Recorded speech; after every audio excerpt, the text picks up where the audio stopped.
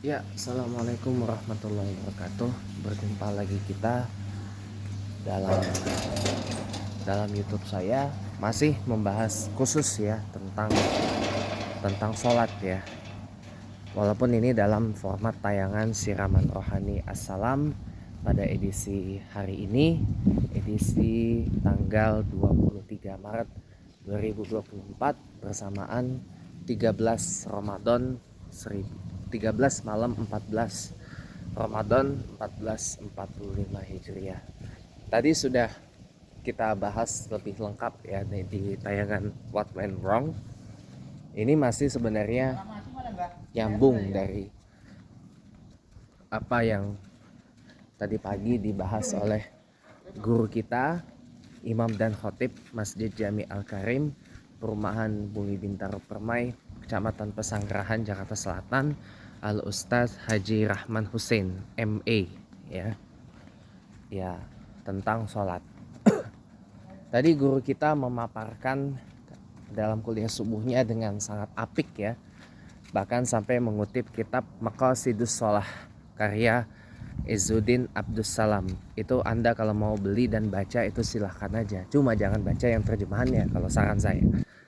Lebih baik baca yang teks aslinya, jangan baca yang terjemahannya, karena khawatir nanti antara satu terjemahan dengan terjemahan yang lain itu bisa berbeda-beda. Nah, sekarang kita bicara kita lanjut bicara tentang sholat. Seenggaknya sampai beberapa hari ke depan ini pembahasannya akan tentang sholat terus. Kenapa? Karena Rasulullah SAW berkata as-sholatu imaduddin. Sholat itu kan pilar atau tiangnya agama. Barang siapa dia menegakkan sholat, maka dia menegakkan tiang agama. Barang siapa meninggalkan sholat, berarti dia merubuhkan tiang agama gitu. Nah, supaya tiang agama Islam ini makin tegak, sholatnya kita juga harus diperbaiki, diperkuat gitu loh. Nah,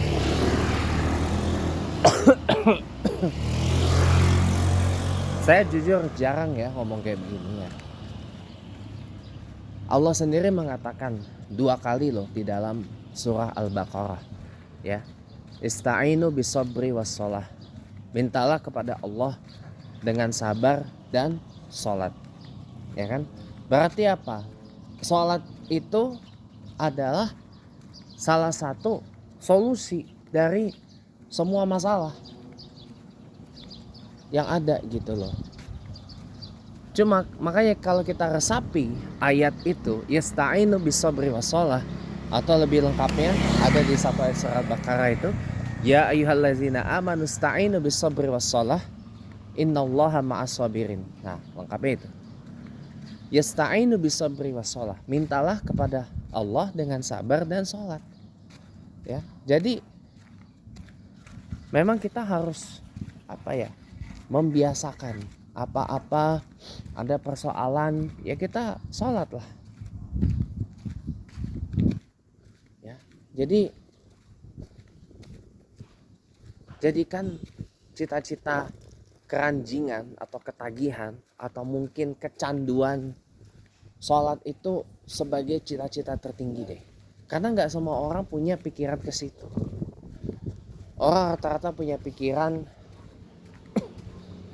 ya masih berkesannya tentang dunia lah gitu. Nah, pas saya ikut demo di DPR Jumat pekan lalu ya, bukan hari Jumat, tanggal 19 April ya, sebelum rekapitulasi hasil pemilu 2024 diumumkan KPU ya.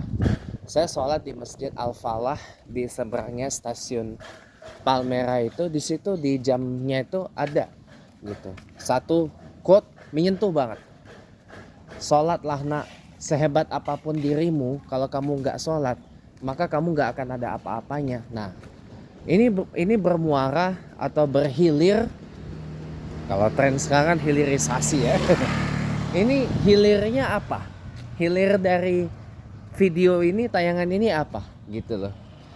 Hilirnya adalah sebuah pertanyaan Dan juga sebuah jawaban, apakah kita yang butuh sholat atau sholat yang butuh kita? Itu pertanyaan. Jawabannya adalah kita yang butuh sholat.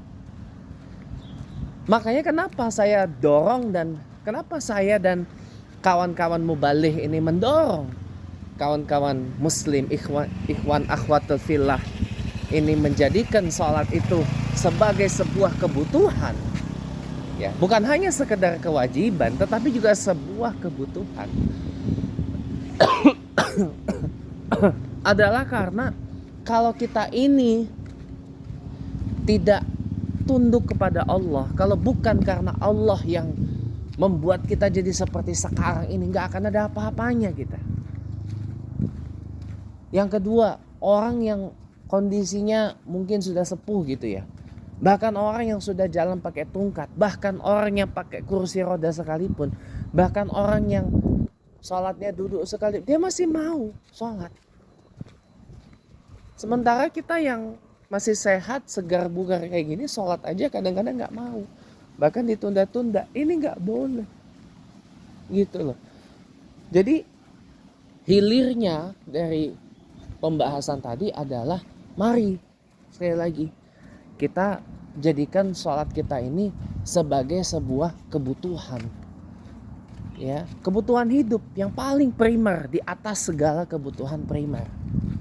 Kenapa? Percuma kita punya rumah segede gaban atau rumah gedongan kalau kata orang Betawi, kalau kita nggak sholat di dalamnya, nggak akan ada apa-apanya.